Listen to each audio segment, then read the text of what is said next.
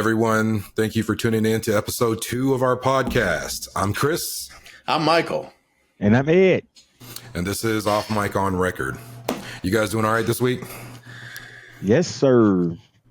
Yeah, we're just getting through the week, man. It's been a busy week, but yeah, we're doing good.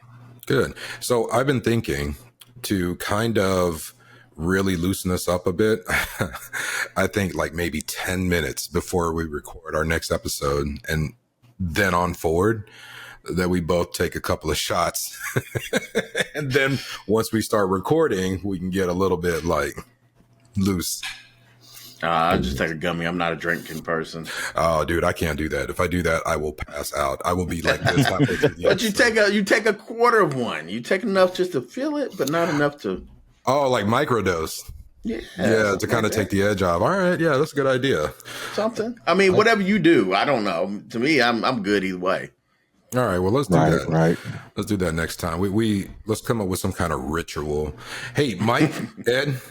So, Mike, I was talking to you earlier this week, and you told me that a plane crashed in Louisville. But I spoke to my mom today. A plane did crash, but it didn't take off yet. It hit like a whole bunch of like oil tanks or something, and a huge fire started. Is that right? No, not really. But it didn't take off. So it was going to run away, and I guess it didn't get off. It started to, something happened where the plane lost. I don't know. They haven't really told us the whole story, but pretty much the plane's going on the runway. It starts sparking fire, and then it gets off the ground temporarily, but just comes right back down into a industrial park area. But there was also also close to I was just watching that today. It was an industrial park, but also debris all went to a trailer park as well. So, and it seems like so far. Wait, hold on, a trailer park caught on fire too? Yeah, because some of the debris went there as well. Jesus. Yeah, they lost, so far the count is 11 people, but they're still missing 9. Like 9 people from the crew, or just 9 people? No, 3 people was on the crew. They're 3 people has been, the crew, the 3 people that was on that crew are pronounced dead. But then there's, as far as people on the ground, we have 8 other people on the ground that died so far that's been confirmed, but there's still 9 more people that was in that area that has not been found. But the debris stress is about 1.5 miles, maybe 2 miles. Jesus, right. And I think there was a kid that also died too. Yeah, she was 3. Yeah, her grandfather and they were in a store. There was a store in that area as well. So we don't know how many people. I think it was an auto part store or something. Yeah, auto parts store or something like that. So she was 3, and the grandfather.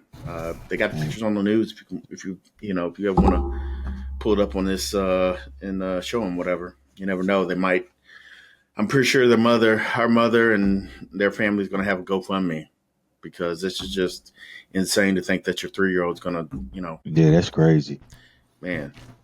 That's crazy. They said, I guess the smoke it got all the way to Indiana. Yeah.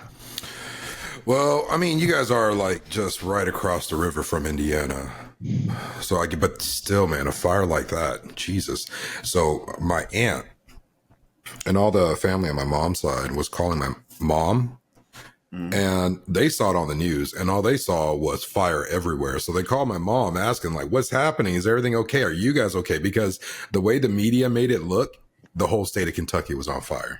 Yeah, they did. Well, the whole, everything went really bad here as far as everybody's phones went off, telling them not to go out of the house. I mean, it was, even though we're nowhere, like I am nowhere near that area.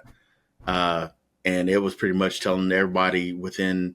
First, they said a 5-mile radius, then they said a 10-mile radius, then they said the whole city don't go nowhere. I mean, pretty much it told the city not to go nowhere. Yeah. But traffic was backed up. For a minute, yeah, I know, I heard. I can imagine. It was bad. How bad was traffic? Like, for how long?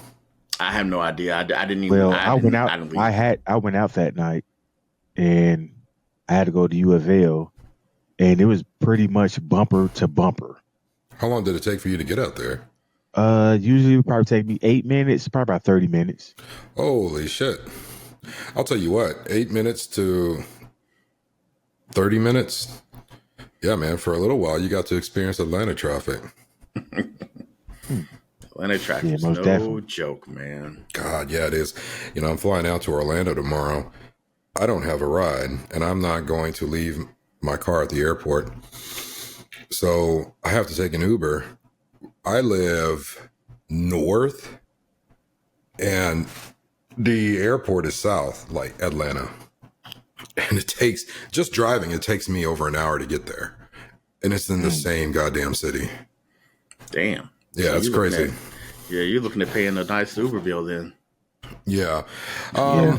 But, you know, I did look into these alternative, like, parking solutions.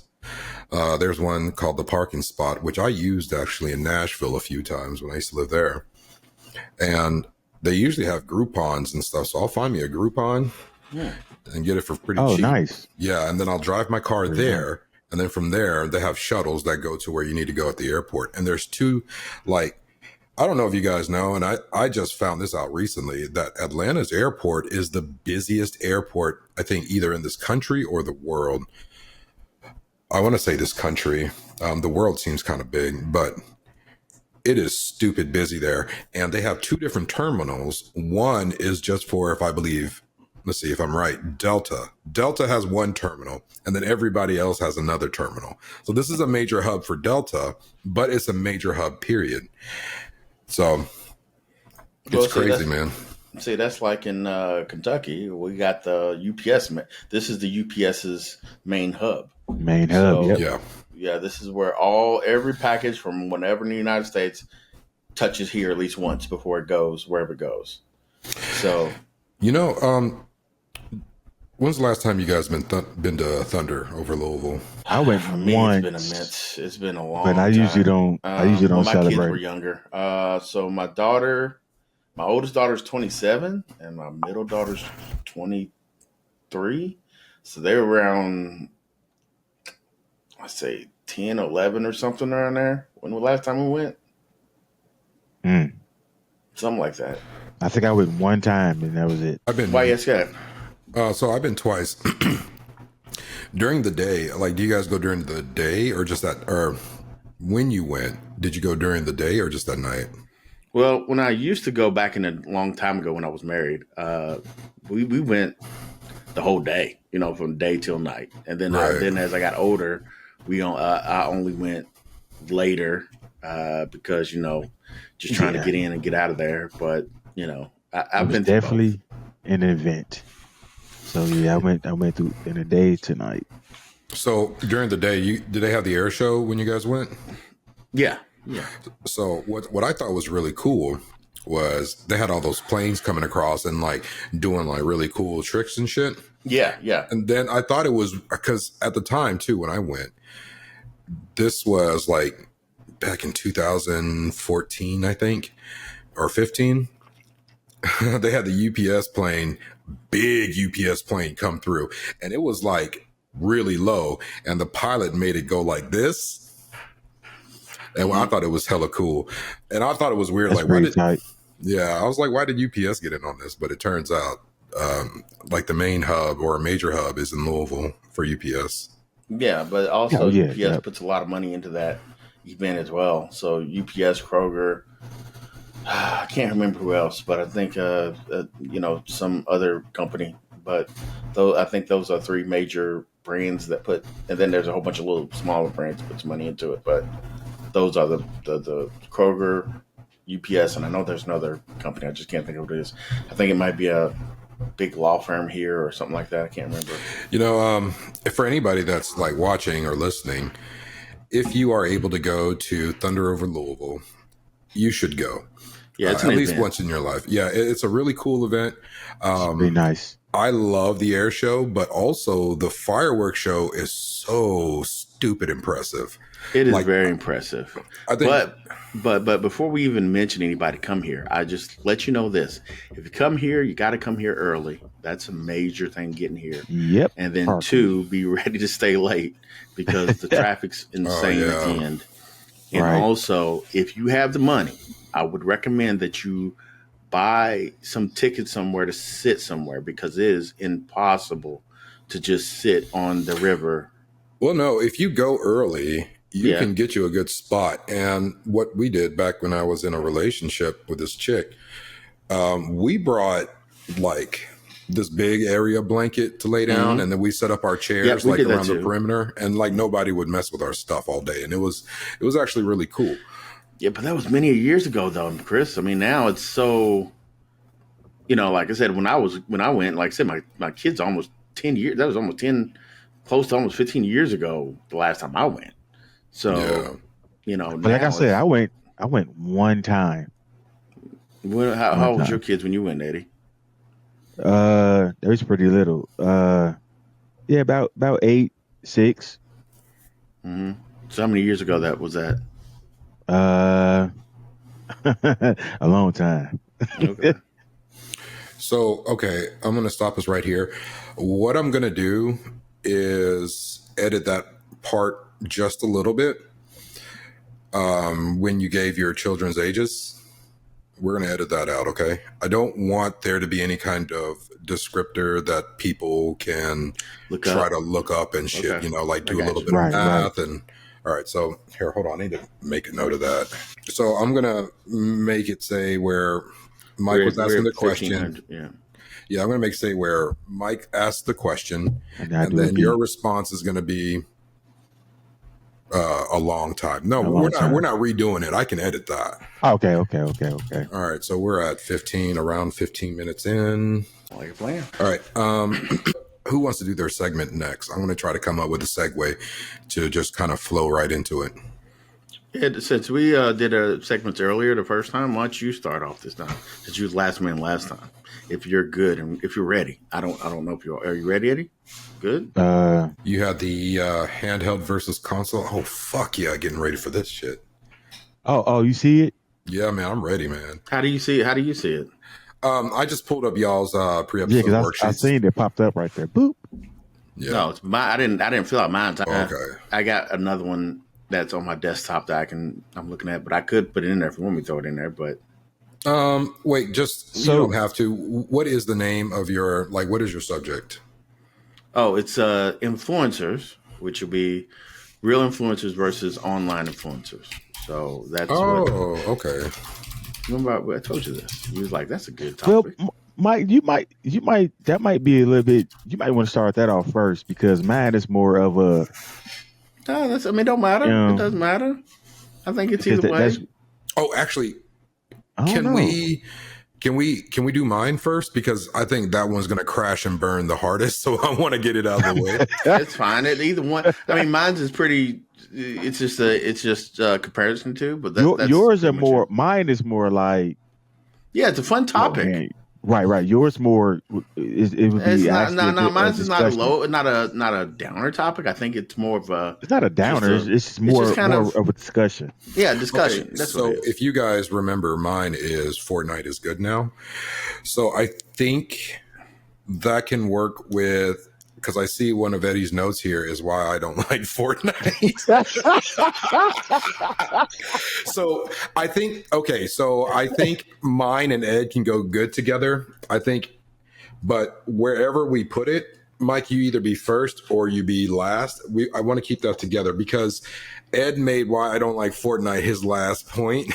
So that can actually work good with leading into why Fortnite is good, why I think Fortnite is good now. So if we do it that way, then Ed would go first, then me, and then you. Or you go first, then Ed, and then me. Oh, okay, I see his one he got in here. Yeah. Organic conversations. Okay. Oh, they just announced a new handheld today, so Eddie, just letting you know. I seen that, but I don't want to bring that up because we don't know. You bring it up. That's the point. If it's something new, keep on the bleeding edge. God damn, guys, I need some ass. Dude, I'm supposed to be getting some today. Christ, dude, I'm supposed to be getting some today. but man, it fell through. But hey, make sure you don't put that in there. But yes. Oh yeah, I said I needed some ass. Like, why would I put that in there when I'm saying it? Because once we get going, we're gonna be like non-filtered. Hey, No. nigga. I know the things to cut out, and you guys can always tell me, Chris, make sure that gets cut out. Okay. All right. So, what do you guys want to do? Do you want Ed and me to go first, or do you want Mike Yeah, to let's go go ahead. first? Let's go ahead and get y'all You go to. first, I think and y'all then should I'll go go. second. I can't go first. Yeah, because we're gonna segue. So why don't we go? I'll go last, and Ed, you go ahead and do yours. 'Cause I think that's a great. It's an interesting I'm good with this, and mine's just kind of.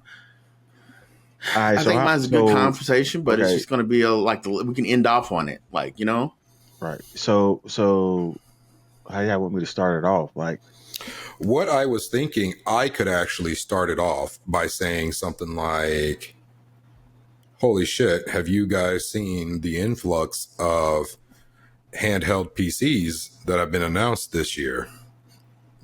And then, Ed, and you then can that's when I come in. respond to that, and then you come right into that, okay? Yeah, Right, that's what I right. was thinking. I think it should always really. I like that concept to where one of us become the host that you're hosting.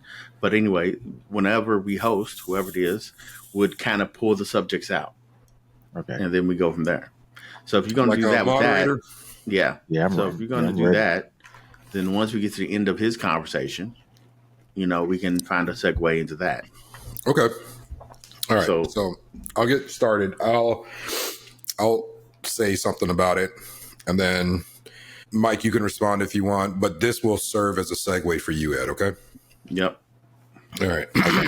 Here we go. Holy shit, have you guys been paying attention to the like huge influx of these handheld like consoles, like PC consoles that are being announced and shit? Man, there's so many of them out here now. Yeah, I would definitely. definitely say a lot. What do you think, Ed?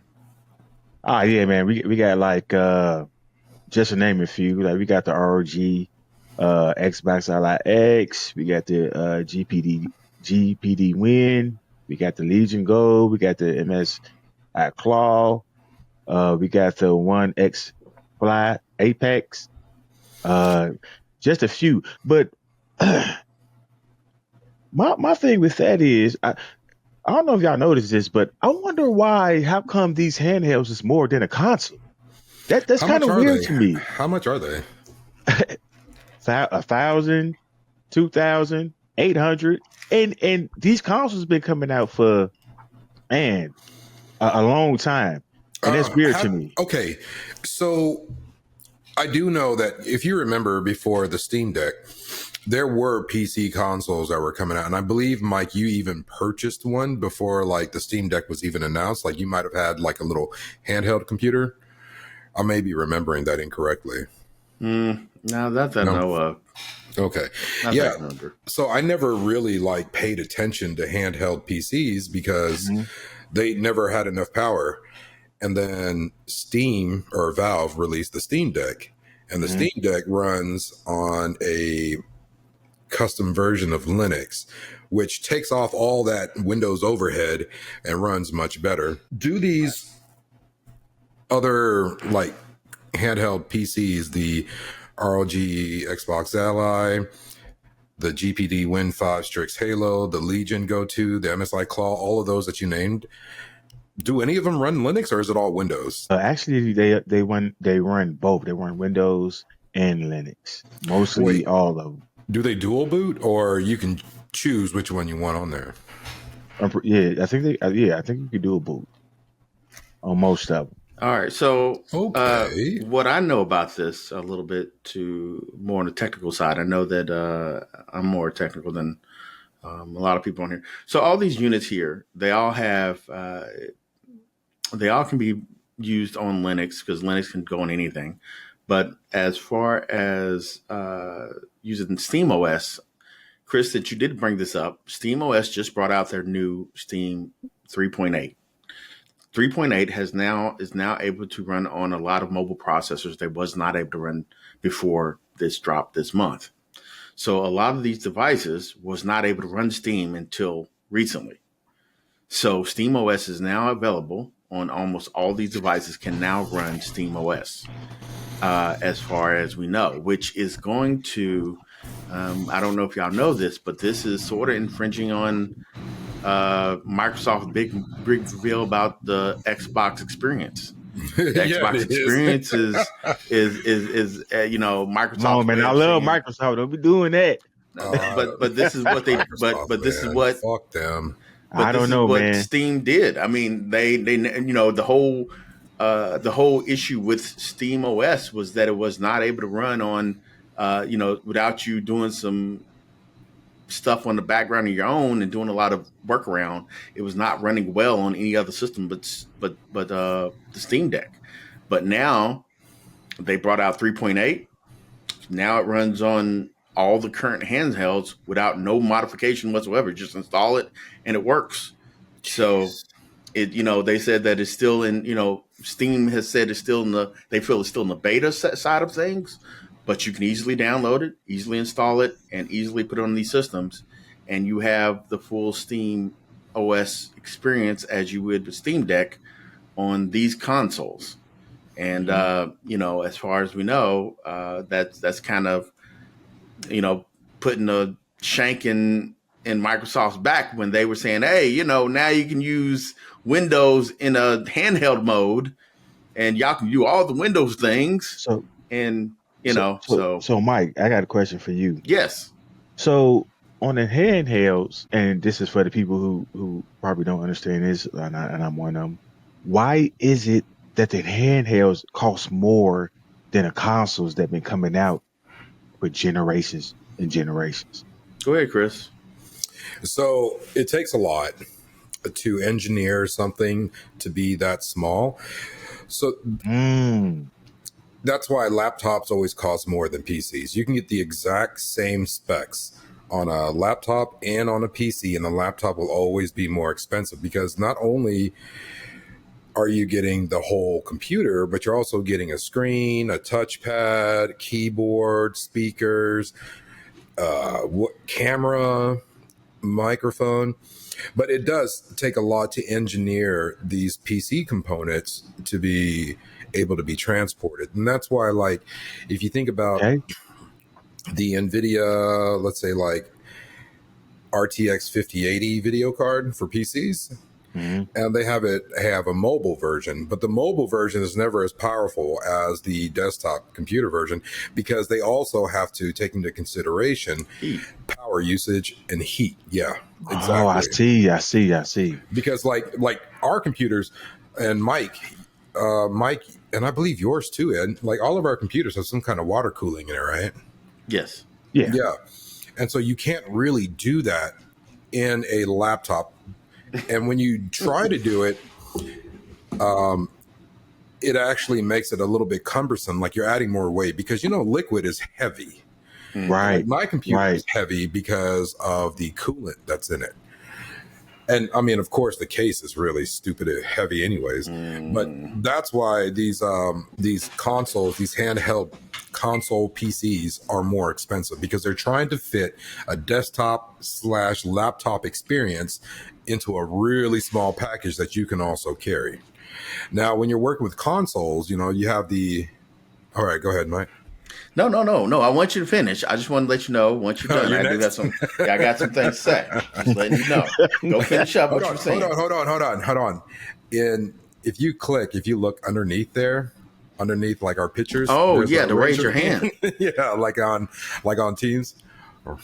Yeah, but it's not that. It don't show it on the screen though. It shows it for me. Mine is on top. Yeah. Okay, mine shows on the right hand side. Interesting. Okay, cool. All right. Yeah, that's it. Oh. I did raise my hand like I was in class. That's why I see you do. That's why. That's why you did it.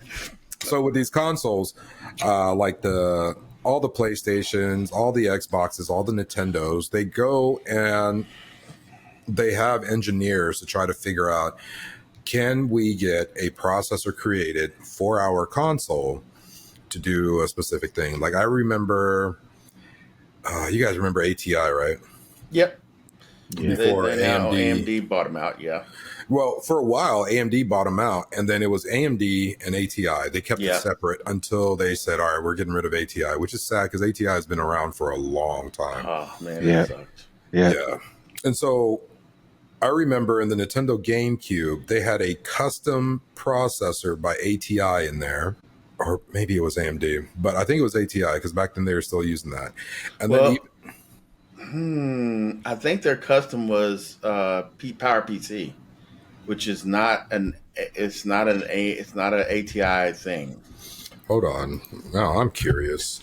I think it's a Power PC because I remember Nintendo was using the Power PC uh, the Power PC processors at the time, which is sort of at the time was sort of a spinoff from Apple, but not really.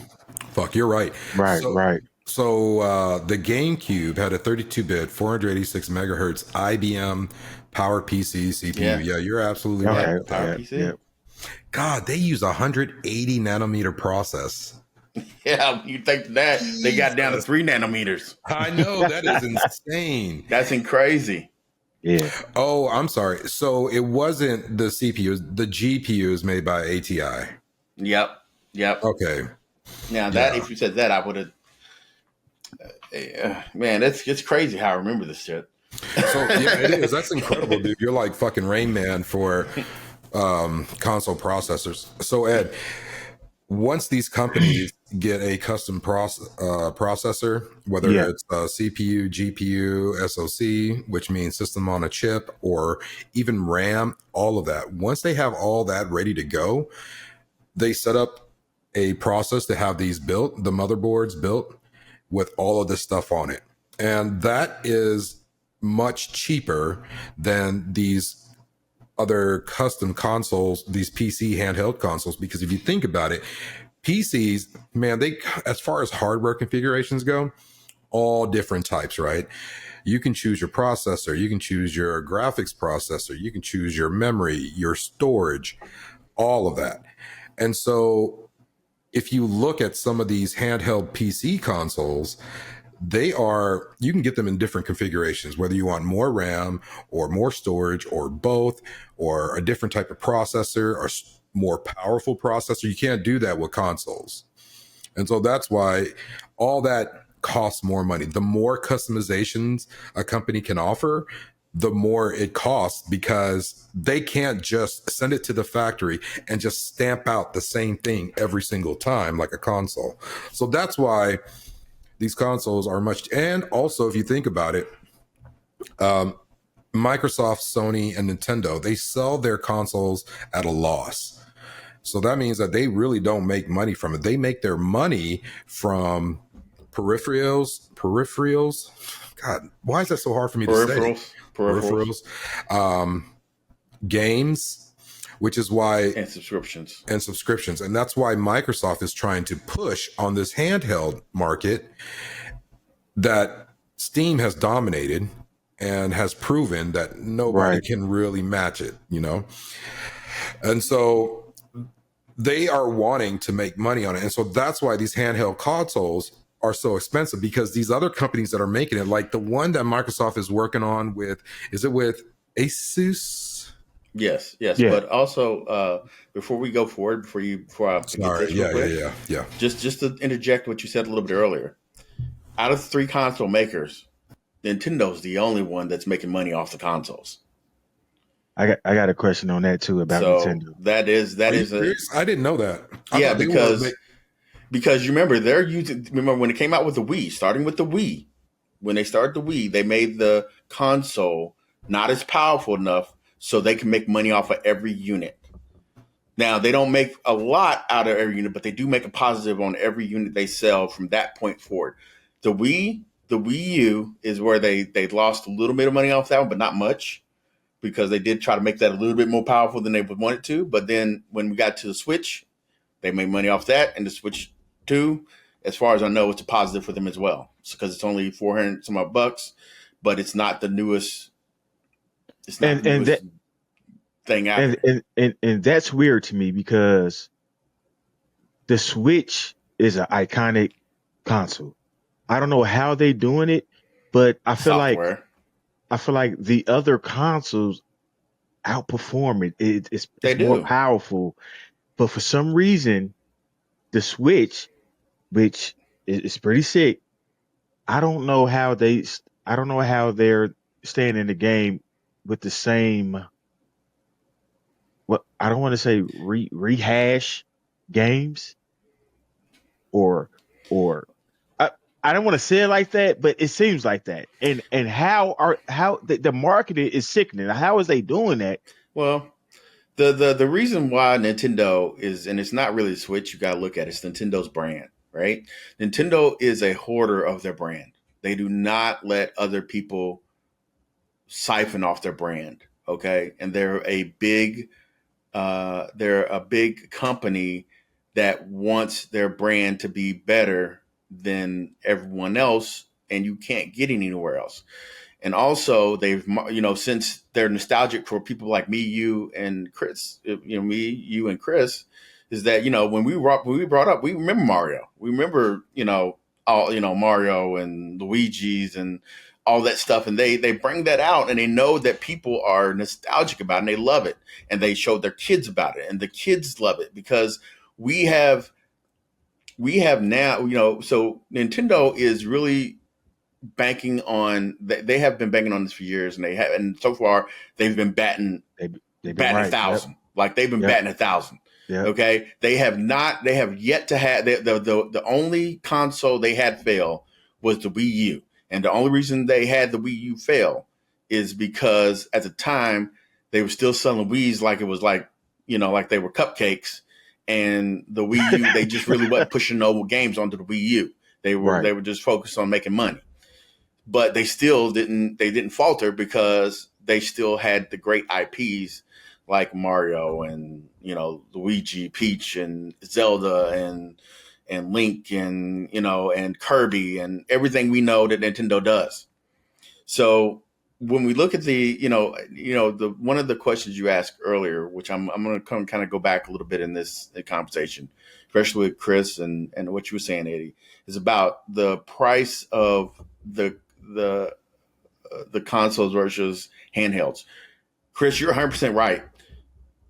Everything you said, but you also failed to mention that when you're making a console, they, even though all these companies for all these devices, they spend millions and millions of dollars in R&D, okay, and they have to recover Mm, that money. I forget about that. Now, like Chris said, a lot of these companies do recover their money from game sales and whatever.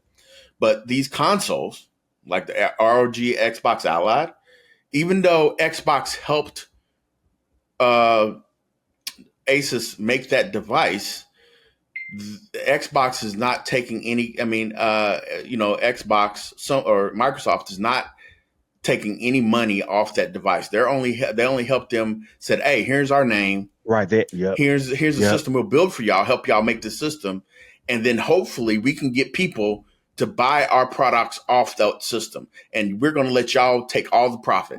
We don't care about anything else, right?" So, with that being said, Asus still has to front up the money for the processing of building this. And when they sell the units, they're only going to get the money from the unit. They're not going to get no money after they sell it. After it's sold, they didn't get nothing. But Microsoft might get money if we buy stuff from the Microsoft store, but Asus So is not Mike, going to get none of that. so Mike, Well, I have a I don't question. know about that. Sorry, Ed. Because Yes, sir. there's a really good chance that Asus and either other hardware manufacturer that Microsoft, Sony, and maybe Nintendo might work with, that these companies will give a kickback for every unit sold or something like that. They might get like 2% of all the sales or something like that. I remember a deal like that happening a while back, but I can't remember the exact details. But I did see that. But I'm sorry to Well, cut you off. no, So no, no, no. That's great so I because, think so you're right, Chris, but I think what Microsoft is doing is they say, okay, you can use our name, but we want to use your hardware. And what we want to do is we want to put our software on there, our new software, which is called Xbox Experience, yes. and we don't need no kickback. Yeah, that because I'm pretty Microsoft sure is that's already what they're doing. already. So Microsoft's one of the CEOs of Microsoft at one time did say, because everybody's complaining about the price of the Xbox Ally X, and they said they did not have anything to do with the pricing. They said the only thing they offered was to help them collab with them. So hmm Okay. I don't So think they're getting anything on the back end I, on I that. I got one more question. Go ahead. So on the handhelds, and Chris mentioned this earlier, I think the first handheld right now to date actually got the first water cooling slash liquid system is the one X Fly. Yep, you're right. Are you serious? Like, Yes, hold yes, on, let me up pull to this up. 120 watts. Water That's cooling. crazy, man. That That's is, crazy. how did they achieve that? That's amazing. So, is it actually water cooled, or are they using some kind of awesome vapor chamber? Well, they're saying it's water cooled, but they hadn't really nobody knows yet. Nobody have got as far as we know, there's only a very few testing people who tested it, and they tested it without the water cooled unit yet. So, as far as we know, until they start getting the units into the U.S. market, which they only been letting Chinese influencers and YouTuber or they're Billy really it's not YouTube because they don't use YouTube, they use Billy over there, but That's like Billy Billy. I think. Why don't you clear up what Billy Billy is for our listeners? okay, so Billy is a Asian version of YouTube. So so they most of their content is over there more than it is YouTube. They do have YouTube, but that they consume Billy more than they consume YouTube.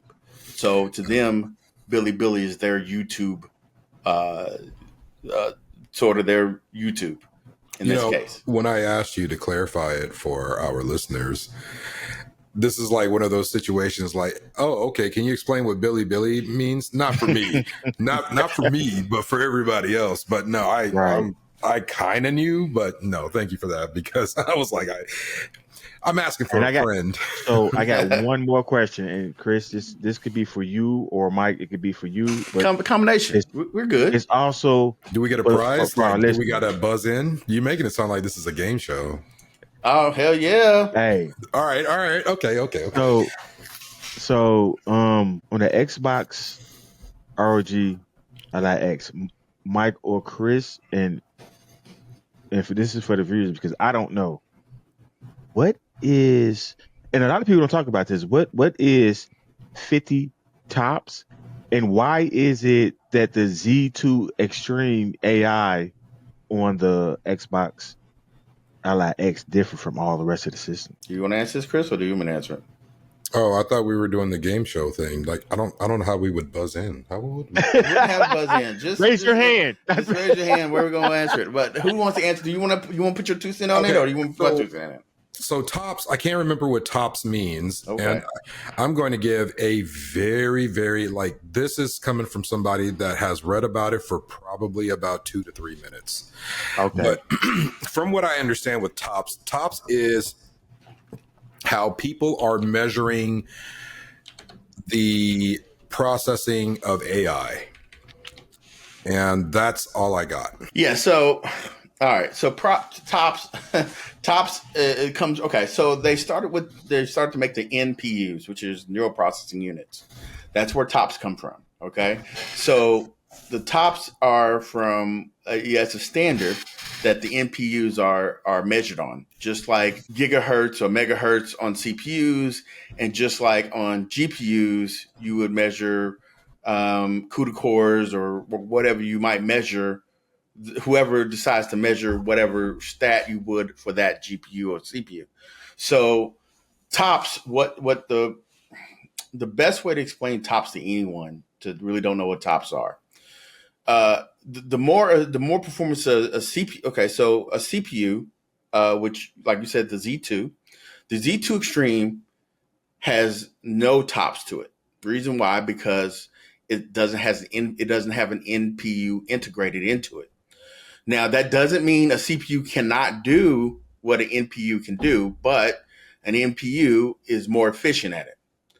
So if you took a device that had tops and you gave it an AI, some kind of AI information, because tops they're kind of putting towards AI because they're saying that a CPU that has an NPU that can process tops can also do learn or AI learning at a more efficient pace than Right. a CPU that doesn't have tops, because tops can better process those AI the way AI works. Okay, so this is something. This is an interesting fact for y'all that y'all know, just and also the viewers out here.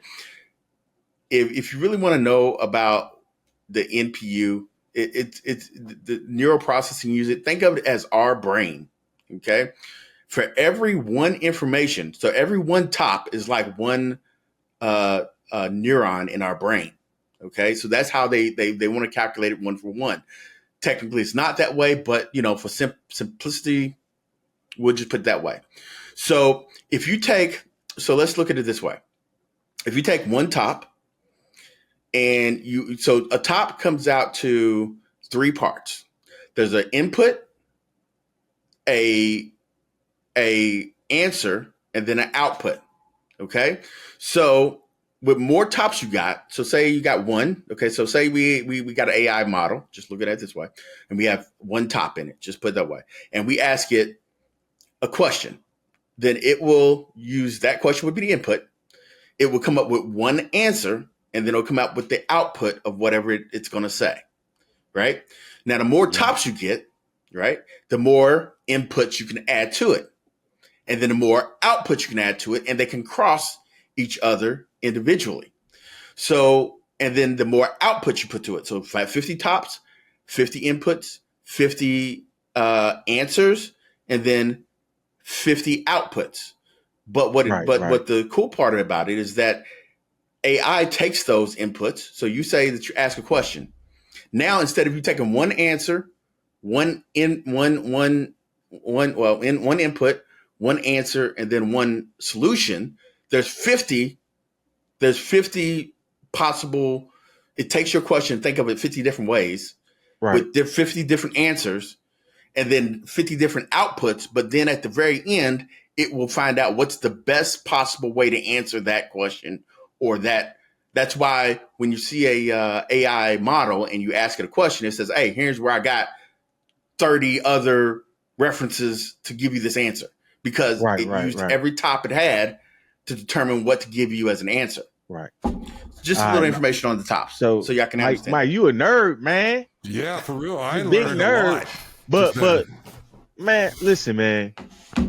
I know the viewers probably confused. I'm confused, but I know one thing though. I'm a gamer. That's all you So need to know. I want to know what type of game you play. I'm a shooter. What, what you are? What type of game you play, Mike? What's your favorite type of game? Man, I'm an all around man. I like everything, to be honest with you. I can tell you But what he likes. It has to have inventory if management. this dude says dragons, I'm going. If this dude, we got an inside joke, everybody. If this dude says dragons, I'm going to find a way to come over to smack him. I don't know how, but I am. The kind of games Mike likes is that you have to manage an inventory. It has to have No, an inventory with an impossible amount no, of shit. And then the no. Right. second thing is that you have to be able to somewhere, somehow in the game, be able to suck off a dragon. Fuck you. Fuck you. I like, No, definitely oh not. god, oh So, dragon pussy. so, No, what's no, yours, no, Chris? no. What's yours before I get to my Okay, answer? well, okay. So for me, if I really had to say my favorite games, I guess RPGs would be it. RPGs That's or what I action figured. That's what I RPGs. figured. So Is that part a fantasy part of it? not really Yeah, has to be fan. yeah. Don't have to be fantasy It related. has to have No, dragons. no, no, because that's not the case, Chris. Because I do like what's that game called? Not Bloodborne. What is that game, Eddie? We played where it was action RPG where the guys shoot and shit, and they're in the Western theme. I God, we can't play so think many of games that's like that. it. But if I could, Shape, Dream Shape, Shape no, Dreams. No, Is it an extraction shooter? It takes place no, like no. It's an action RPG. Uh, I know it ain't. I hope it ain't Fortnite because I can't stand no, no, Fortnite. no. It's not that. I'll look it up. Why y'all go ahead and say what yours is, Chris, and I'll look it up. so mine. I've actually, this is crazy. I'm gonna go off on a little tangent here. As far as favorites go, I've realized that in my age, I don't really have favorites. I have things that I like. Like I will equally like a Call of Duty game playing multiplayer. And God, have you guys ever heard of Promise Mascot Agency? Nope, never heard of it. Nope, never So heard of it. it's an indie game. Like I don't know how I got into this, but it's all indie, almost all indie games for me. And so what I realized because my nephew has been asking me like, Uncle Chris, what's your favorite color? What's your favorite food? I realized I don't have a favorite food.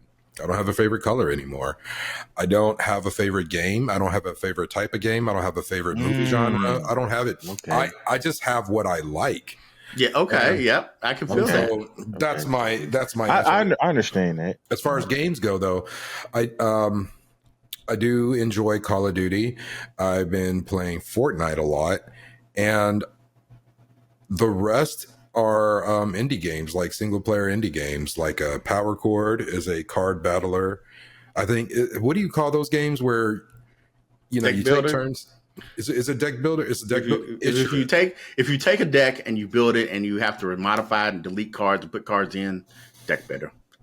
If that's what you're talking about, Yeah. So all right. So let me like ask you Slay the this, Mike. Spire. Or Slay the Spire. Okay, turn so based. Power Chord is like Slay the Spire. Yes, and that's Okay. deck builder. Yeah. Okay. And The Binding of Isaac, of course. A lot of roguelite games that I Oh, love. you are a roguelike lover. Oh, God. I don't know why or how, but I do. But yeah, definitely. Like, if it has, I've realized if a game has some kind of fun for me, then I'm going to like it. And it doesn't take much to draw me in. Right. What about you, Ed? I'm a shooter. Like I like Call of Duty, Battlefield. I'm more of a Fortnite? real. No, I don't. No, for some reason I don't like Fortnite. I think it's too cartoonyish. Something about Fortnite I Oh, just fuck you. Your don't like. face is cartoony. Oh my god, that game sucked. That's for like that's a beginner game. Okay. Let me tell you, this hoe. Listen Oh here, my god. you fucking cunt. I'm gonna tell you why. I'm gonna tell you why Fortnite is good. So I used to be just like you. I used to think Fortnite was shit. Mhm. I was in a relationship with two children. No, that doesn't sound right. I was in a relationship with a woman who had two children. Yes, that's. I wasn't in a relationship with two children. But when we got together, they were really young. I think they were like 1 and 2, or maybe, yeah, like 1 and 2 years old. But then as they got older, probably 4 and 5 years old, they started to get into games. And they somehow found out about Fortnite from school or preschool. They came back, asked me if we could play. And I'm like, fuck, sure. I was hoping I would never have to do that. And so we started playing, and I hated it. I hated it so much. But as time progressed and I continue playing Fortnite with those kids, and then now I sometimes play with them because they're teenagers now. So, they're all about all about that Riz and trying to see who has the most aura and wearing the same haircuts and all that. But I do play with my nephew, and he just, let's see, he's 6 or 7. Oh, I'm a terrible uncle. But he loves Fortnite, and that's like the only game that he knows. And so we have this daily ritual where we play Fortnite for as long as his mother allows him, which is like 30 minutes a night, unless it's a weekend and it's an hour. And he wants to spend all that time playing Fortnite with me. Now, through this, one thing that I did find out, because all people know, older people like us know about Fortnite, is that it's kind of a battle royale that you can build in. Yep, Right. that's right. what I remember. But Fortnite remind me of every little kid show, Barney, Teletubbies, all in one game, like for little kids. It's like a preschool show of Lamb Chop Play Along. What a deep cut, dude. Lamb chop? I forgot all Oh about my lamb chop. god! Okay, so I can see what you're saying. Right. It is hella cartoony, but over time of me playing it, I've gotten to really witness the evolution of Fortnite. So Fortnite is no longer a game. Fortnite is now a platform because you can go on and then you can play Fortnite Battle Royale. Well, you can play for the listeners out there, quick little history on Fortnite. Fortnite came out in 2000. I don't remember. I use some water. 2017. That's not correct. It came out before 2017 because I was playing Fortnite. Wait, it says 2017. That might be right. That might be right. 2011. There we go. Okay. Okay. So Fortnite was originally called Fortnite Save the World. It was released in 2011, and it was pretty much a defensive type game where they would have day and night cycles. So during the day, you would go collect resources, use those resources to build a base, walls, defenses, all of that. I've never played it, but from what I've seen, that's pretty much the gist of it. And it may be interesting to all of us for us to go buy it. It's like $20, I think, one day and give it a go, see what we think about it. But at night, what will happen? Zombies would come, and you would defend your base against the zombies. When the whole battle royale craze started, Epic decided to go ahead and do their own version of battle royale, and now they have Fortnite Battle Royale. I didn't like it because of all the building. Because I don't build. Yeah, I can't build. Yeah, I can't build. And so I would play with the kids, and they would just be building all kinds of walls. As soon as a random gunshot comes from somewhere, I look over, all of a sudden 4 walls already built up. Oh, that's where he at. Yeah, 4 walls are built up, and then I see a roof go up, and a garage, and then a vacation home. It just these kids are amazing with it, and I would play with them, but I would never build because I started off on PUBG, Player Unknown Battlegrounds, PUBG. right? I love PUBG. God, I hate PUBG. I like it. PUBG is the trendsetter of Royale, right? Yeah, they're the one that started. Okay. They're the one that started it. And it was them and somebody else. Playing PUBG for so long, because there's no building elements in it, right? You land, you loot, you shoot. That's it. Then we move over to Fortnite, and then there's building, so I just do what I do there, like I did in PUBG. I land, I loot, and I shoot. And it was really frustrating me, but I continued to play it because that's what the kids liked. Well, over time, Epic realized that there are players like me out there that don't like building. So they started every season, they started to include weapons for people like us to really destroy these builds quickly. And then they finally came with a new game mode, Fortnite Battle Royale 0 build, no building at all. Yeah, no, I did try to play that once, but go ahead. Once they did that, oh my God, it changed everything. And they also improved on mobility in there. I'm not going to say mobility, traversal. So there's a tactical run that you can do. So you've got a sprint, and then you've got a tactical run that you can only do no, that is incorrect. You can always run. The sprint, you can only run until your stamina goes away, runs out. And then you've got vaulting. You can vault over walls and vault into through windows and stuff. Yeah, now you've got vehicles. Yeah, you got vehicles. You've got this special jump that I like. If you are sprinting towards the end of a building or cliff or whatever, and you jump at the very last minute, they'll do an extended jump.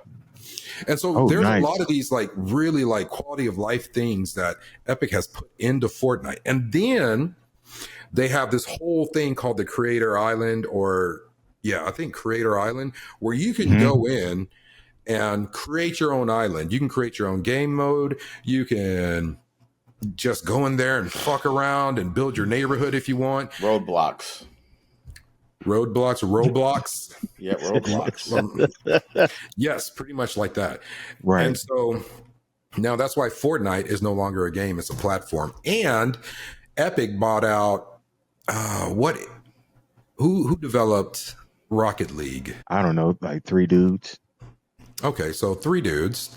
Epic bought them out, and they own Rocket League now. So there are Rocket League car skins that you can put onto a car in Battle Royale. And on top of that, they've got all of these people coming, these celebrities. Like, I've got a Snoop Dogg skin. I've got Ninja Turtle skins. I've got, Right. yeah. And so Battlefield. I mean, Fortnite is everywhere, man. it is. They're doing And they're doing everything now. here's a quick little bit of trivia. Do you know what makes more money than Fortnite? Like, way more money. As in a game? Yeah.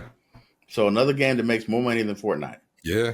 Minecraft. Roblox. What? Right, yeah, Roblox. Roblox. Yeah. Dude, Roblox, and it's because of kids. Kids go, Right. It probably now, but Minecraft used to be the number one at first at one point.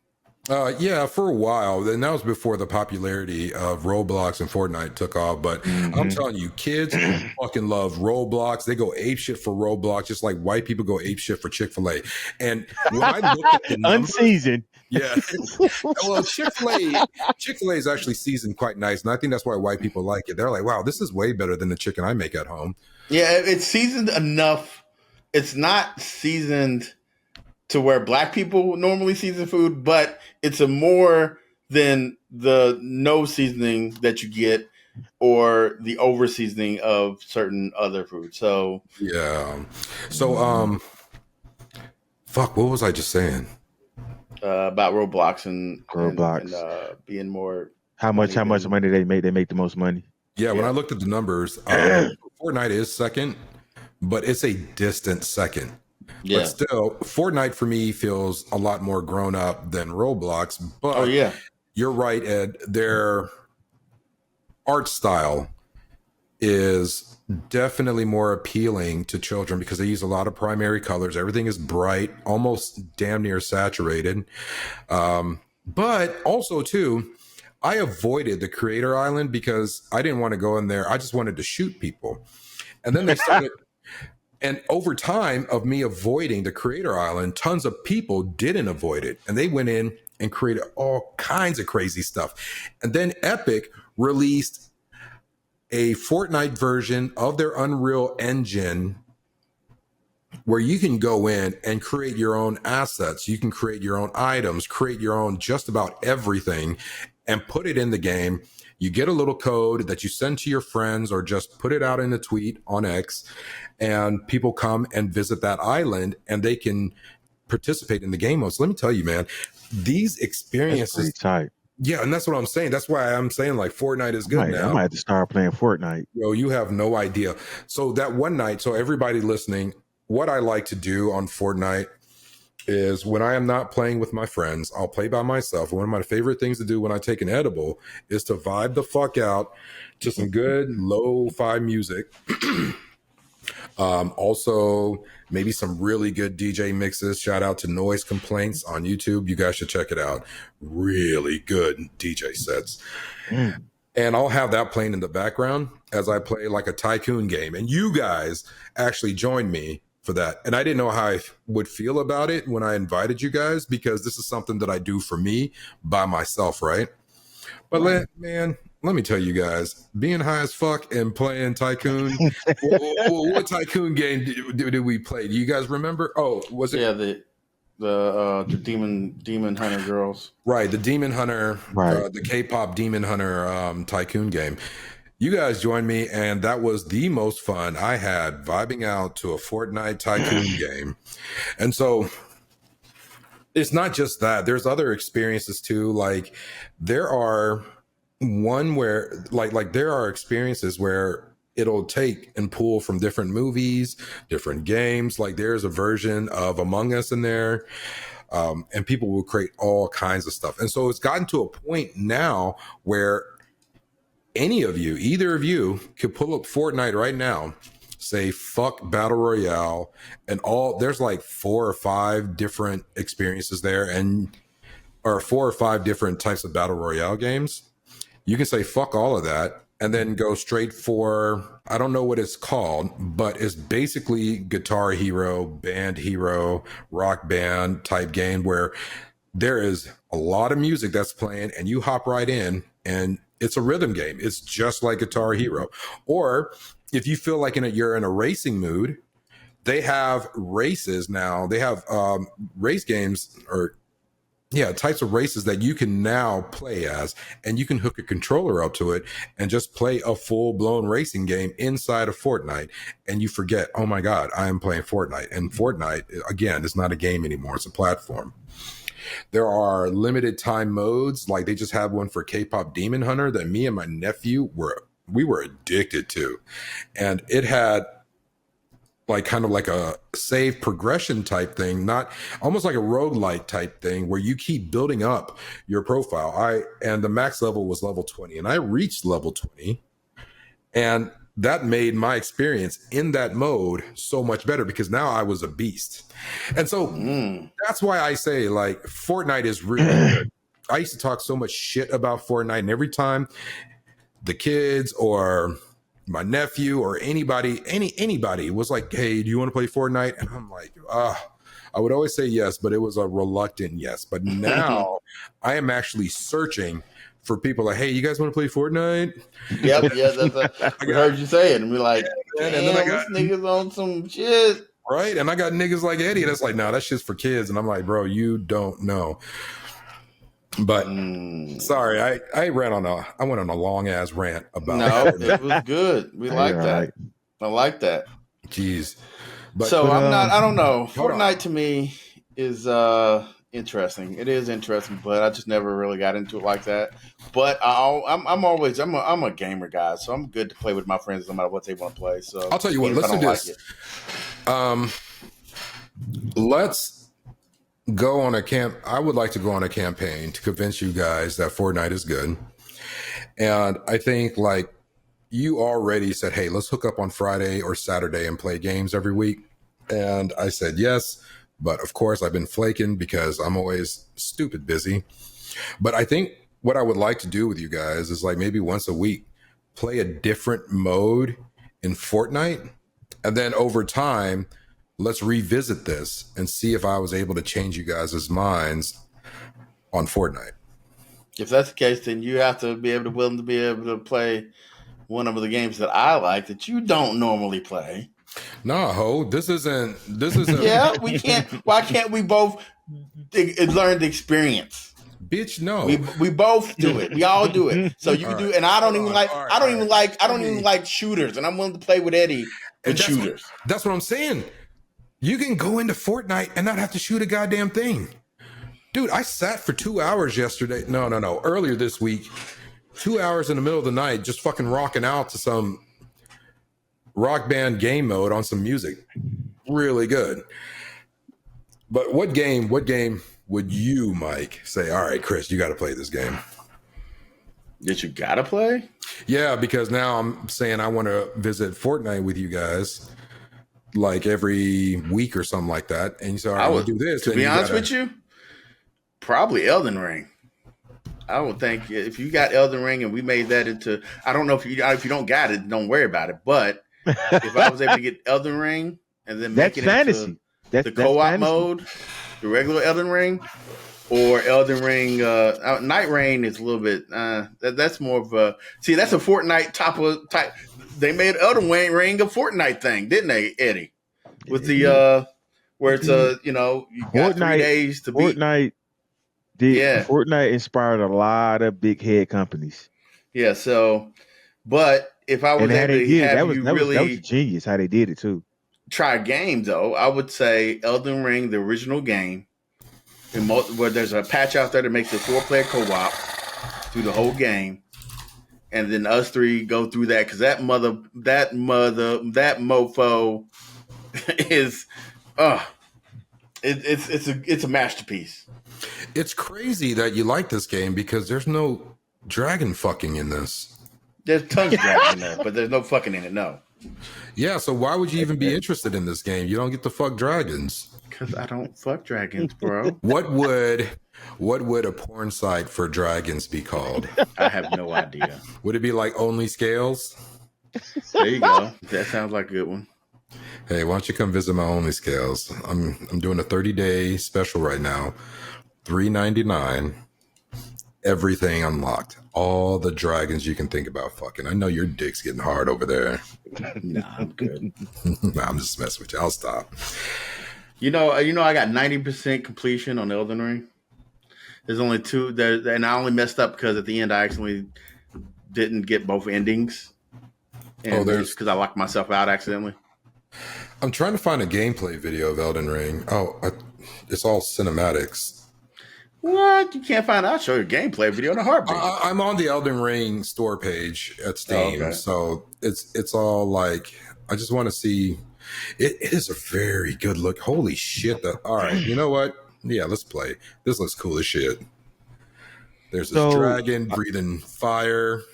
So for us to play it, okay. So Chris, unfortunately, there is a multiplayer mode that they had in here, but it only lets you fight bosses together. But somebody modded it. There's an easy mod. It's really small. It's easy, and you throw it on there. We all have the mod, and you can play the full game with somebody else. And y'all all everything does level up. Everything does get harder based off of how many people in there.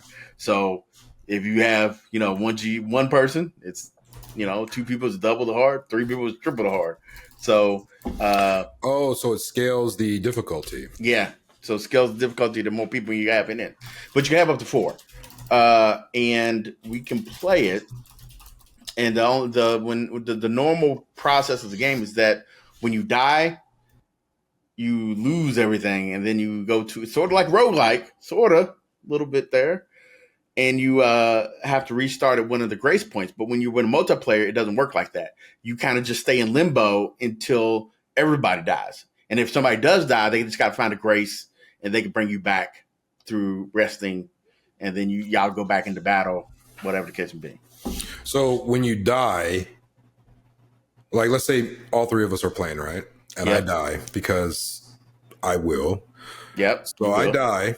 I just kind of... You watch us play. Okay, so I don't get to see myself like in ghost mode. The camera will just switch to either of you guys, and I can switch in between you two. Yes, and so then, I think that's how it works. You can get res too. How with the mod? I don't know about the mod. But you're talking about the official, not the mod. Right, I'm talking about the official. So, official, you can get res. It's been a long time since I played that mod. So, all right, so let's do this. If you guys can agree to explore Fortnite with me, I will come up with like a maybe like a 4-week itinerary. Just kind of visit different parts of Fortnite, and I also agreed to do Elden Ring with you guys. I think what we should do, like once we do this, we come back in like 4 or 5 episodes, and then we give our thoughts on Elden Ring and Fortnite. Fine with me. I think that'll be all right. So viewers, listeners, in a couple of episodes, couple of weeks, we're going to revisit this topic and talk about how we feel about Fortnite and how we feel about Elden Ring. Yeah, I think that's a cool thing. Yeah, that'd be nice.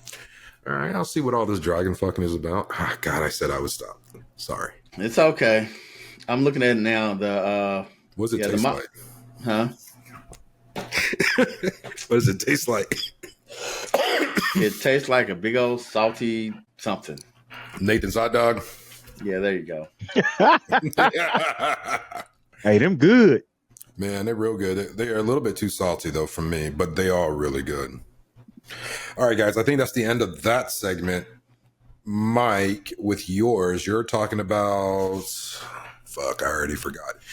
Real influencers versus online influencers. Yes. Do you have any influencers on your list that is gaming related? Not really. Fuck. Guys, how can we segue into this? But I mean, we could. I just do like just do a wipe and we just go right into it? I think we should just do a wipe and get into it. Let's do it. I'm fine with that. That's super easy. All right. Um, Mike, if you want to go ahead and get us started on that, and then, God, I'm really eager about this conversation, just like I was the Well, handheld PC I don't conversation. think this one would be as engaging as y'all think it would be. I was surprised. I mean, I like the handheld PC, and I really love to put some more information in that. But let's just keep where it's at. But Okay. anyway, all right. So let me think. All right, I'm ready. So y'all, since we've been talking about the games and everything, I also want to talk about just influencers today. We look at the games and things that's going on, and a lot of people are these influencers for gaming, for food, for all these things we have today as what we consider influencers. But what really bothers me is influencers today are not the same influencers I remember when I was younger, right? So to me, it's a real life people are influencers to me.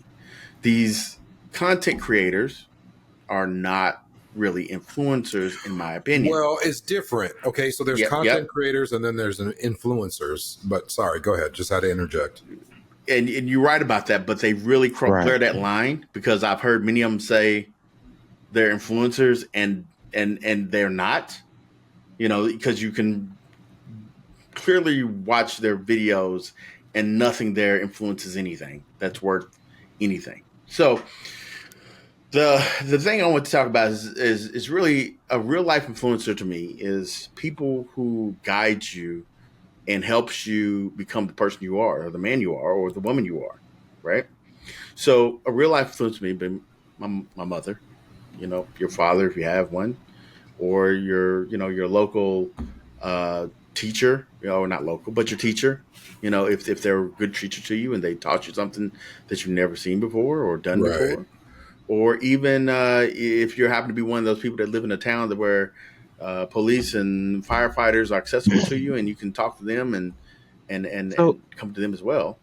You, so influencers to me, from my perspective, it's people that I will watch something and I will either want to go buy it or I will literally want to go do the same thing they doing.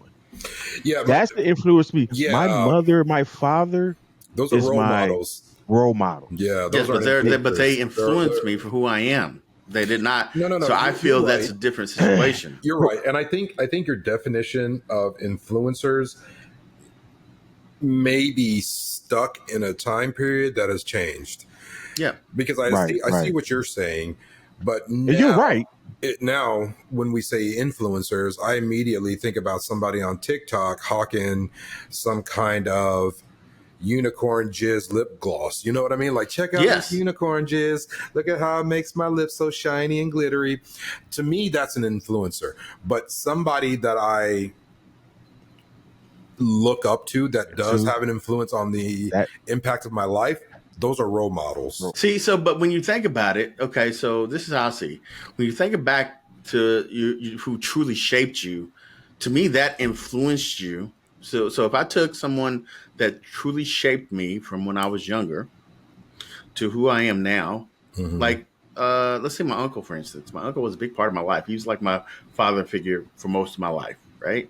Even though it's a strange story there, but I'll leave that alone for maybe in a different day. But anyway, he was a father figure to me. So I looked up to him more than anything I could think of now. Nowadays, you have these, the teenagers and children, they don't see their parents as influence them as much as these YouTubers or TikToks and Twitter and Twitch stars and all this other stuff.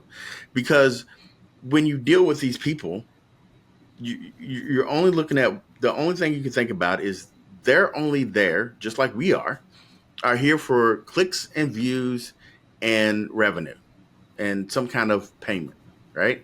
We don't know you personally. We can't give you. I can give you some advice, yes, but I can never influence your life because I never would be able to touch it to where someone could help you understand things and be there with you to understand it through the process. You know what I'm saying? I could tell you, hey, go out and be in the. I was in the Marine Corps. I could say, hey, go to the military, go to the Marine Corps. You'll have a great time. You'll be blah blah blah blah blah. But that's just me just saying that, and you don't know, as being a young adult that's trying to make that decision, you have no one to help you understand if that's the right decision for you. Where an influencer, if you're talking about a real life influencer, is someone that would help you understand if this is something that's worth pursuing in your time based off of their experience, your experience, and what you talk to them about. All right, Right. And that's Yeah. just I really, that's just an Yeah. example. I firmly believe like every time you talk about real life influencers and everything that you're saying about real life influencers, you're just describing role models. Well, but it's a role model. Okay, so even if it's a role model, that's the same thing Well, that you're saying an influencer is too. well, They are well, role models. No, no, no. well, So I will also break it down like this too. So an influencer is whoever you choose that speak to you directly. That's an influencer to me. So that's why we got so many influenced people. Influencer might not be my mother. It might not be my father. That's It true. might be it might be that person that I look on that TV and I was like, you know what? He said the exact same thing I wanted to say, but he made it better, and he inspired me to go do whatever, or influenced me to go do whatever. See That's an that? influencer. It so to me. honestly, guys, the term influencer did not come into my vocabulary until Yes. the modern version of Of influencers. influencer came to yes. Right. And so for me, Right. influencer means you want to be in front of the camera and you want to either hawk a product, Okay. got to hawk a product, or you got to show off your life. Okay. Like, check out this modern rustic interior design that I've done. And it gives me ideas. Like, okay, cool. I really like the barn door look, and I could actually fit that into my home here. Or you have somebody that is like, man, I am trying this new probiotic and it has turned my watery shits into pebbles. Then I'm like, okay, well, I kind of want to give that a try because that could improve my bathroom time. Or somebody is like, this is an indie game that that only has 2 reviews on Steam and it is the bomb. And I'm like, all right, I'll give that a try because it's only $5.99. Yeah, I'll give it a try. And what they have done is influenced me to try something different, to put a barn door in my house, or to play this game that I would have never have come across on my own. And so to me, that's what an influencer is. Now, for somebody that I look up to, well, now it can be virtual, like online, that I look up to, and I want to model my life after some of their philosophies and all that. I would call that a role model. Yes, they are influencing me to change to be better, but unfortunately, there's already a term for that, and it's role model. Right.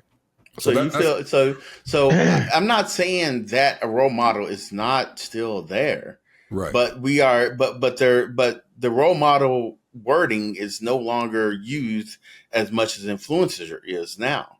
So I feel that the term of influencer for the younger audience that might be listening feels that that's more of their jam. You know what I'm saying? That's their thing. Because I have a younger daughter as well, right? She's underage, right? And her whole thing is she's on nothing but YouTube, Facebook, and TikTok all Wait, day, hold every on. day. You said you have a younger daughter. Like, is Yeah. she in her teens? I said underage. Dude, why is she on Facebook?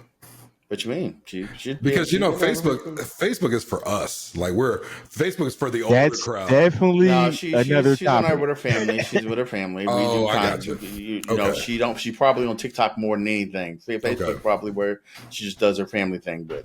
But that's Okay. but that's neither here nor there. Because most times she's on probably TikTok and with her friends anyway. But I'm just using her as an example, and I'm not saying as far as the kids I see nowadays. they're all about these influencers more than they're, like you said, being what was it saying? Not just influencer, but what's the other word we're using? Role Role model. model. Yeah, role models. Thank you. I just got brain farts there. Oh, you know what? Okay, that makes sense because we are in a world where the majority of our lives are online. Yep. They look to these influencers for Uh, quote unquote influence and could unintentionally be blurring the lines between role model and influencer. yes. And that's what's happening a lot because you see people like, oh yeah, I saw this on YouTube. Like, yeah, You you're know how right. my You're daughter right. says so much now. Hey, Dad, I want to make this food because I seen it on a TikTok challenge. Yeah. Like, Right, what? right, right, Why didn't right. you ask me? The the We the, could have the, the made it ourselves creation together. the creation of a young kid's mind is being groomed Influenced. God, online. but you know what, guys? It's no different from the commercials we used to see during Saturday morning cartoons. Yeah, but the Ah, difference hey, is, nah, yeah, hell no, no, no, it's no, no, it's different whole different nowadays. Hell because the No, no, Saturday no, morning no. cartoons are 5 minute, If you think less than about it, 5 minutes. if you You think can about sit it, a like YouTuber for 20 hours. you're right, you're right. You're thinking about length of time, but if you really think about how products were really like shoved in our faces, like Transformers, that cartoon, GI I Joe, loved it, He-Man, they loved were it. all created just to sell toys. That's it. So they had the concept of the toys first, and they said, let's make a cartoon out of it. We put it on Saturday mornings at 8:30. We shove it in all these kids' faces. And then when we cut to commercial, we have, hey, get this I can't even think about a G.I. Joe's name aside from Snake Eyes. There's Hawk, Snake Eyes. Hawk, There was Roadblock. Cobra. There's Roadblock Roadblock. and Yeah, so like get this Roadblock and Quick Kick. Snake Eyes set, you know? But then, like, when you fast forward, however long ago that was, what, 40 years ago, to now, we don't have Saturday morning cartoons, but we do have influencers and we do have TikTok and all the TikTok challenges. Because when I was in that relationship, those two kids would often come back to me and say, hey, Chris, I want to try this or I want to try that. And I'm like, oh, yeah, sure, buddy. Like, where'd you get that from? Oh, from TikTok or from YouTube. Yes. You know, and so I'm like, okay, well, Yep. this is to me, it's no different from all of those products being shoved in our faces when we were kids on watching Saturday morning cartoons or watching cartoons after school. Okay, and I get that. Now, when you Right, talk right. about so when you talk about so if I say influencer, right?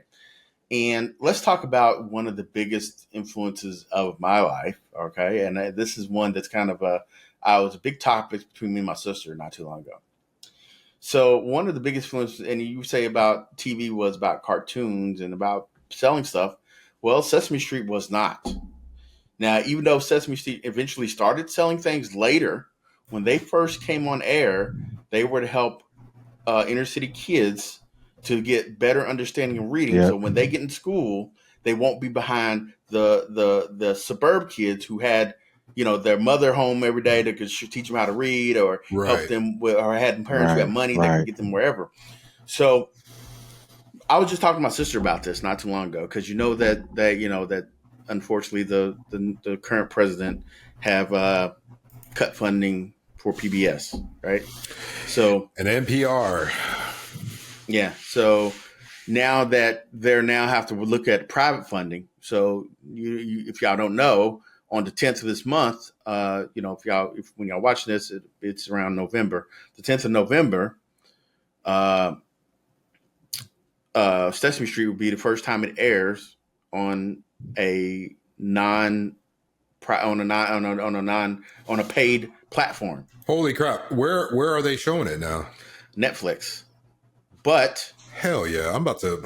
Hey, I'm gonna watch but that. Yeah. I am but too. there is a caveat. Well, what that Oh, Ed said I'm about to watch that, and I was like, yeah, me too, man. I'm gonna have it okay? on the Well, second screen while I work. I don't.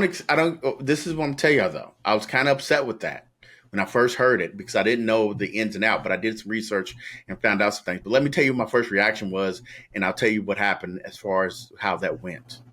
So I got the email, because I get my Netflix email every now and then. They tell me what's coming up, whatever's going on, and I seen the Sesame Street. I was like, wait, when did Netflix buy Sesame Street? You know what I'm saying? Because they're saying new shows. Because now, if you know anything about Sesame Street, you know that they have been giving the old shows to HBO. So HBO has from the very first Sesame Street all the way up to now, up until this president thing happened, right? Right. So So hold on. So are they remaking new shows or they yes, just re? no Okay. old show. This is going to be fresh because all the old shows went to HBO. HBO's getting they already paid them millions of dollars to get their old shows. So that's not. But starting on the 10th will be the first brand new Sesame Sesame Street. Street. On that platform. Now, like I said, I was kind of upset, and I'll tell you why. Because now that I'm older and I'm more astute about politics. I'm more astute about life in general and things. And depending on how old you are watching this, if y'all older people, your mind doesn't think the same way it does when you're younger, right? So my whole thing is always about. I always try to figure out how if I could help other people, in any way I can. And that also goes with public situations. So we know that Sesame Street was originally made for the public. It was casted for the public. It was for us for kids who didn't have much to be able to watch a show that gave them some kind of hope, or not just hope, but teach them the basic ABC 1, 2, 3s. So by the time they're ready to go to school, they won't be behind. Right. So once you hear about Netflix buying this, and I'm thinking it's behind a paywall now, that the only way you would have this. So somebody who's barely making it by, and they have possibly, even if they happen to have a TV and they can only get over the air waves, how are you going to be able to watch this show? Okay. Yeah, you got a really good point there. And you're right. Like, first, the excitement was from, oh shit, I can watch Sesame Street whenever I want. But you're absolutely right. It is now behind a paywall. And all of these kids that could have been influenced by Sesame Street, there's a really good possibility that there are some kids that are going to be missing out on it. Because I know people who purchases like a month of Netflix, or subscribed for a month and then cancel it because a show that they wanted finally came back, like a new season or a movie they've been waiting on. I can't imagine My baby mama does that. Go ahead. I can't imagine anybody would really do that for Sesame Street, especially if the monthly cost is out of their budget, Right. Yeah. So, Right. Okay, so let me get you're on right. to this rant, because there is more. There's some light behind this. Okay, now you see how you just thought. That's the same thing I thought, right? And I was, at this point, I'm kind of pissed. Okay, Right. so the same thing. And once I realized, once that started, my mind started ticking. I'm like, really? Hold on, Mike. I really have to pee. I have been trying to hold it. Okay, So let's get a break. Let's go break. Pause. Yeah. So I can't. I'm just gonna let it keep going. But hold that thought, because I really want to hear this rant. All right, I'll be right back, guys. I mean, Cool. I gotta I'm get some also drink in anyway. Oh boy. Fuck. Testing.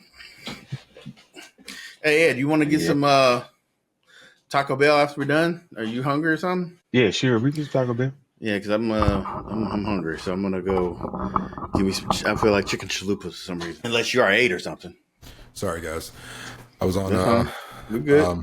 I received a message from this chick I'm trying to bang out. Oh yeah, let's get that. Shit's not happening tonight. She's got her kids, so, and plus, I still need a pack for this trip. All right, where we left off, Mike, you were about to go on a rant about this. Not a rant, but the time conversation. Okay.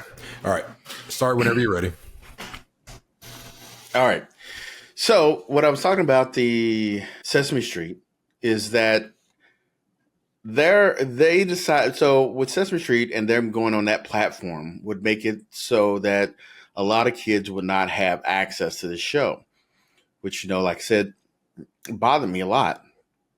So in this case, after doing some research on it, because I was trying to find out what was the deal that Netflix put out there. And my whole thing is this: if I'm a billionaire, or because you know that now Netflix is over a $1 billion company now, right? So you're over a billionaire, and who knows how much billions they have now. Why wouldn't they make it a free version of Netflix just for shows like this? Maybe have some kind of ads, but a free version They just so money people hungry. can have it. It's all about Because- money, man. It's Because we know Yeah. that there's internet providers out here that will give people with no to little money a very, very cheap internet services. $10 to $15 a month. They don't have much of an internet, but they do got something. You know what I'm Right. saying? Right. Because Right. nowadays it's really hard to work without it. But if that's the case, then that's what happens. But so I was kind of upset at Netflix for this. And with that being said, I was, speaking to my sister, my little sister, and she's still an adult, but my little sister, and we talked about this for a while, and she explained that corporations don't care about anything but money. They don't care how they get it, where they get it, or whatever the case would be. That's why they make the billions of dollars and trillions of dollars, because they don't care. right. And so, with this being said, after doing some research from that point up, I'm pretty upset and I'm bummed out. And I said, you know what? I want to know how much Netflix paid for this. So I go look online and I found out that, because I was thinking that PBS is no longer a thing. It is still a thing. So PBS is still there. And they do have, like, if you go to their website, they do have a lot of banners to say, hey, donate, donate, donate, because I guess if they're not getting no more government funding, they need money Right. from that. Right. But I also found out they do have free shows online. So you can go to pbs.com and watch free shows like Sesame Street and whatever they have that's free. Well, when I did the research here, this is where the interesting concept come from, or interesting, not concept, wrong word. Interesting, just an interesting fact that I read was that Netflix did not buy Sesame Street. That's what I originally thought. Netflix made a deal with Sesame Street to say they will air their version first, and then within, I'm not sure if it was a couple of weeks or months, then Sesame Street can air it on PBS. And then PBS would be able to put it on their website, which is free. So at this point, I'm kind of like, okay. But I also found out that they also sort of undercut what HBO is paying Netflix for the older episodes. And the only reason I know this is because they know that they needed the money and they couldn't, they didn't want to lose no employees. So they took what they could. So it's just, and I think of the issue of that, and it's just annoying when I think about that. And that's one of the things that came when I was thinking about influencers. I was thinking how shows like that influenced me as a kid, as being, growing up, to understand a show that helped me growing up, Right. Right. learning, whatever ABCs and 1, 2, 3s. Right.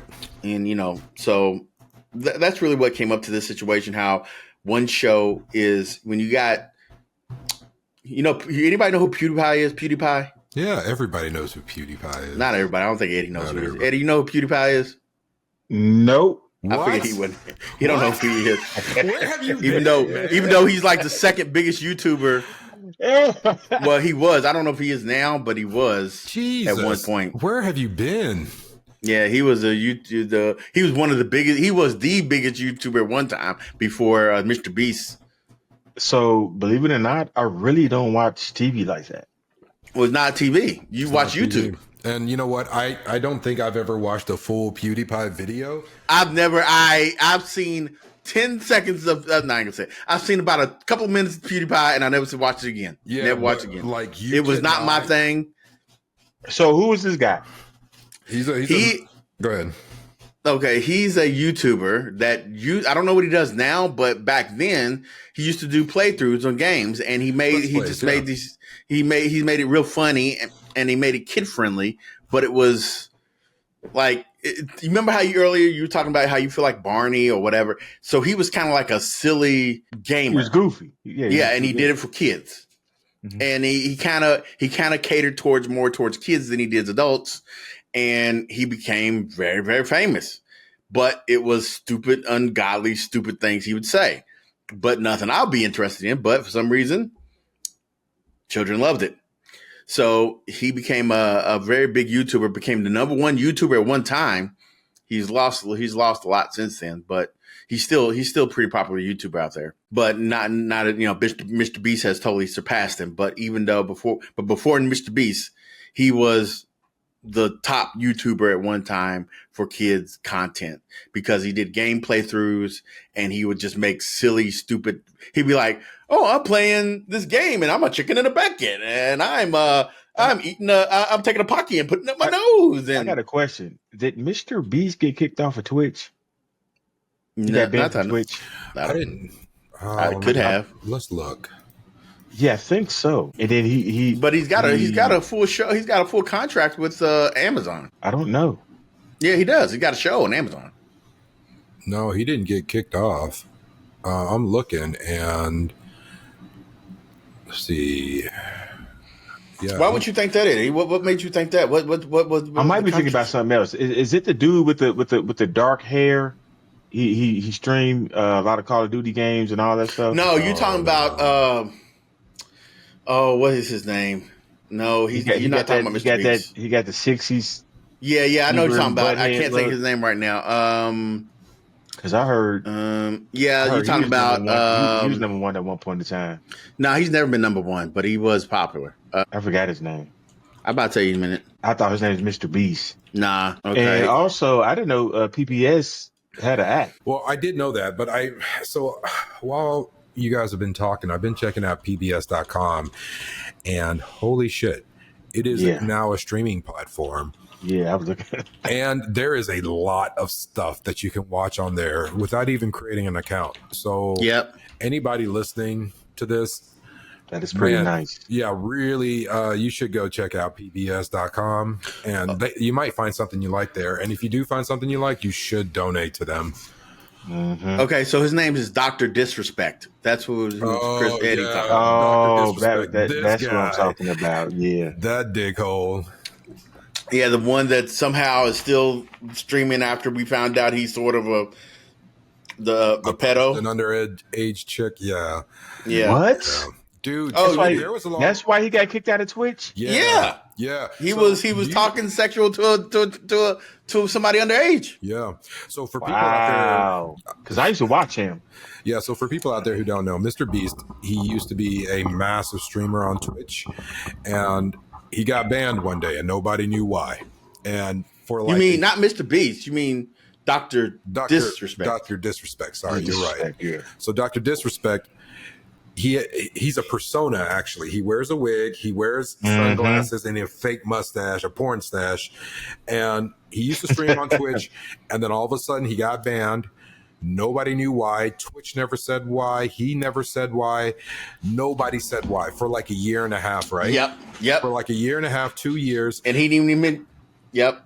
Go ahead. And then one day, somebody, I can't remember if they worked with Dr. Disrespect or if they worked with Twitch, but they worked with Twitch. They worked with Twitch. Okay. Yes. And they released the reason why he was banned from Twitch. And it turns out Twitch used to have a messaging feature. I don't know if they still have it now, but they used to have a messaging feature where you can message anybody and directly without being in the chat. And he was talking sexual talk with an underage chick, on there, and Twitch came across it. They were like, "Yeah, you're banned forever, dude." And I don't know what kind of agreement they had to just not say why, but He must have been saying some explicit stuff. no, Well, no, no, no. And like, I think it's weird because when this happened, like it was completely silent. Usually when something like this happens, we find out almost immediately, right? Immediately. Somebody starts screaming about it on X, or put a story about it on TikTok or whatever. No, there was absolutely nothing on this. well, there's a little bit more to the story, Chris. So let Okay. me tell you a little bit. I heard as well, because I did come across this story at one time as well, even though I don't watch this guy at all, because he looks creepy anyway. So I wouldn't even watch him because he looks weird. But anyway, so the story that you're correct about the part you're talking about the story, but when it came to the information coming out, it was a little bit more happened between that. So when Dr. Disrespect got his Twitch banned, this is why people were kind of weird about it, because he wasn't upset about it, even though he lost a lot. And whatever the case would be, he really wasn't upset about it. He didn't really, Yep. you know, He went when straight people to get, YouTube. huh? He went straight to YouTube. Well, it's not that he went straight to YouTube. He went, other platforms as well, and he also got a sponsor. I think some like energy drink people or something like Yeah. that. So, but he got things to replace his income. But what was the funny part is like you said, it was a year later before we even knew what happened. And when they found out and they kind of explained what was going on, his whole thing was that he said that he was just joking the whole time, even though the person was underage, and he was just talking really appropriately, and he thought it was more of a joking type situation. Which, if you look online, I think you can still see the transcript somewhere, because they did leak transcripts. They The didn't. conversation? Yeah, Holy shit! Did you read it? I remember. I thought I did. Like I said, he didn't say nothing like, I want to, stick my whatever or anything. It was just, What is whatever? He was just talking. Stick He your was talking Hold on, like guys. reckless. Hold on. Stick your what in what? I said, he never said nothing like that. He never said, I want to stick your whatever and whatever. I'm saying he didn't say that. But what do you mean when you say whatever? What you mean, whatever? What are we sticking in what? I'm so If confused. he's a guy and he's talking to an underage person, he's talking about sticking his thing into something. Yeah, I know. I just wanted you to say it. Why? Why? So you could feel gross. That's what I'm saying. That's what made me feel. I'm like, why? Like, why? Okay, but anyway, he, according to what he did, the things he said, I'm not gonna say was, just put it this way, it wasn't enough to arrest him, but it was very predatory like. So, because that's the only reason that he didn't get arrested for this, because he didn't say anything that was considered like he was trying to really meet the person. He was just being but he did say a lot of things that were inappropriately, like, do you like men or women, and would you, what do you like most about, your, whatever they're saying, what's your preference, what are your preferences? So he probably did get arrested because he was unknowingly knowing who he was talking to. Well, You that's never not know true. who you're talking to. He knew who he was talking to.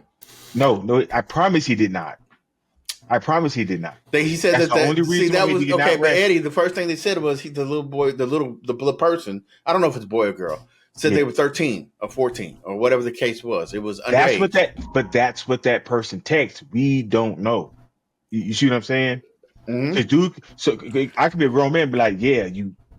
That's why I'm 13. I'm really, Yeah, that was his thing. It don't matter. That's what he said. A lawyer will automatically go for that regardless. So that was his thing. He said he didn't know if it was a real child or not, and he was just being an asshole. Right. But it kind of went on for a little bit of time, though. But okay. But I But don't know. anyway, interesting concept, interesting thing there. I think that at that point, I don't really have much to say on that. So, so when it comes down to that, there's some interesting talks there. I don't know Yeah. about you guys. Yeah, really interesting. Um, should we recommend a game for our listeners? Sure. I I mean, it think depends on I what you think it'd be like. nice to like because I was thinking as we've been talking and recording this episode, I was thinking like there are a lot of really good games out there that like there's literally something for everyone. And that's the thing with non-gamers, people that are like, oh yeah, I don't play games.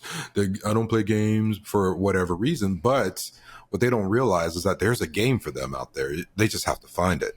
And so I think Yes. if we like maybe we can give a recommendation at the end of every episode. Do you want to give a recommendation of something that's not like obscure, or should it be something? No, I think it should totally be obscure, because those are the games that need eyes on them. Those are the ones that one person in their basement have worked on for a year and a half when they're not working, at the drive-through at Chick-fil-A, and they need to be noticed. Like Promise Mascot Agency, I've said that before. I bought it because of how it was touted as like a mini game from the Yakuza series. If someone took a mini game from the Yakuza series and turned it into a full game, that's what Promise Mascot Agency is. And so when I first started playing it, I realized you never really control any character. Like when you traverse the map, the island, it's not even an island, the peninsula, the peninsula. No, it is an island. Yeah. So when you're on the island and you're traversing it, you don't actually control the main character or any characters. All you're doing is controlling the driving that they do in this beat up ass truck all throughout the game. That's the only real gameplay that's in the Mm, game. And so when I was playing it and I realized that, I was thinking like, oh man, I am not going to like this game at all. But I gave it some more time and I fell right into it. And that has shot up to like one of my top games. So if any of you out there are ever interested in running a mascot agency, because mascots are huge in Japan, you should definitely Mm. check out Promise Mascot Agency. The crazy, crazy mascots that you can recruit, the story of what's happening on the island, of people dying mysteriously, um, the music. Oh God, the music is what gets me. This is one of the games where I've taken the soundtrack and found it on Spotify and is now a permanent staple in my playlist. damn. Yeah, it's that good. And this game is a really good, chill, lighthearted game. I know I mentioned people dying, but it's not grim at all. And actually, no one dies in this game. Nobody dies in the game. Mhm. So Mm. Okay. that's my recommendation. Okay. Well, I Um. recommend a game called Black Geyser Carriers of Darkness. Now, this was a Wait, game what's that the name of that game? Black Geyser Carriers of Darkness. All right. Okay, so this game was a Kickstarter. It came out a long, well, I can't think of when it first started, but I pledged to it when it was made a long time ago. So it was some people who are very fans of the Baldur's Gate series before Baldur's Gate 3 came out, Valerian, which is one of the best, Baldur's Gate versions. Oh. But this was a Kickstarter campaign, and I got into it in the first long time ago, and it took forever before they gave me a copy. But I did get into Kickstarter campaign. I think it was like let's see, it's $29. Yeah, it was like $10-15 when I got on the Kickstarter campaign. What the heck? But anyway, so this is a really good RPG if you're into RPGs, and it's by a little bitty, a small indie group, and they also made a expansion for it. And if you're into isometric RPGs like Baldur's Gate, the original Baldur's Gate 1 and 2, and Baldur's Gate Sword Journey of Sword Coast, whatever, then this would be a good nostalgic game for it. I recommend them. It's an interesting game. It's a lot different than it's different. They put enough difference into it to make it their own. But they did some of the things to make it feel like that old school RPG isometric feel as well. But it is a fun game. I mean, it's very interesting. Yeah, I'm looking at a gameplay of it. It really does remind me of those old school RPGs, Yeah. and it's incredible how smooth it runs. Well, the interesting part about this game is that okay, you know how most games have a story, and this is the really cool part they did about this game. So most games have a story, and you go by the story, and the story is always there. And they always say your decisions determine how things are. Well, most of the time, your decision doesn't really determine how the whole story goes. It only determines like your little party or your little, if you should do this or do that. But the way this game works is that it really determines the whole story on how you play it. You can be a good guy, you can be an evil person, and it will change the story dramatically as you play through it. Really? The ending, the whole shebang. So if you play it one way and then come back and play it a different way, it'll be a totally different game if you just made one different decision. And that's really how they really put this game. That's why when you look at if you go to the page of it, you see, a guy with dark eyes and a guy with light eyes because you can play it, and it really determines the outcome of the game, no matter how you play. Even if you play Baldur's Gate 3, you know that most of the story, no matter if you play evil or good, it's still the story is the same, even though it does have an ending, the ending that's a little different. This game will change the whole game altogether. Okay. So it's not just the ending that because you're evil, you got an evil ending and a good ending. It changes the whole game perspective if you make that one choice. Right. Yeah. Okay. You know what? I'll never play this game, but I think what I'm going to do is watch gameplay of this game because this is interesting. It's not something I'd be interested in playing, but I do want to know what's happening here. So I may, because this video I pulled up is like 3.5 hours long. No, I'm sorry. It's 2 hours long. Lord. Yeah, it's a playthrough. So it's 2 hours long, and I think I'm actually going to watch this from beginning to end, or at least just let it play. Hey, Ed, do you have a recommendation? Yes, my recommendation is it's a fantasy game, and it's called Shape of Dreams. Oh, now, yeah.